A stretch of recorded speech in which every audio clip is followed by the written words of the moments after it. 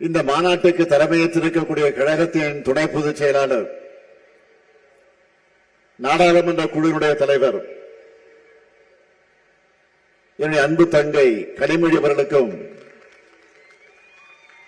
அவருக்கு துணையாக உடனிருக்கிற மகளிரணி நிர்வாகிகள் அனைவருக்கும்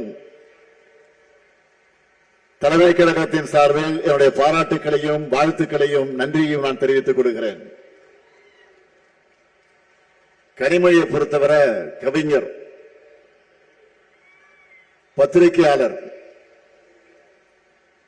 மரபு கலைகள்ல ஆர்வம் கொண்டவர்னு பன்முக திறமை கொண்டவர். எப்பவுமே புன்னகை மாறாத முகத்தோடு இருப்பார். இப்ப பாருங்க, முகத்தை பாருங்க.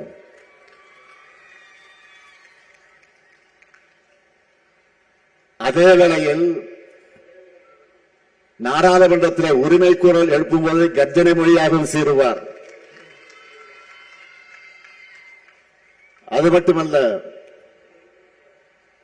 தேர்தல் வந்துட்டாலே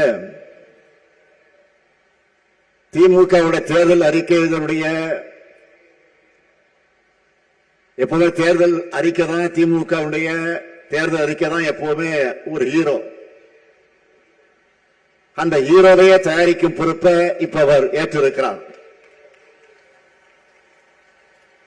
கடந்த நாடாளுமன்ற தேர்தல் அந்த பணியை அவர் செஞ்ச போது முழுமையான வெற்றி பெற்றோம்.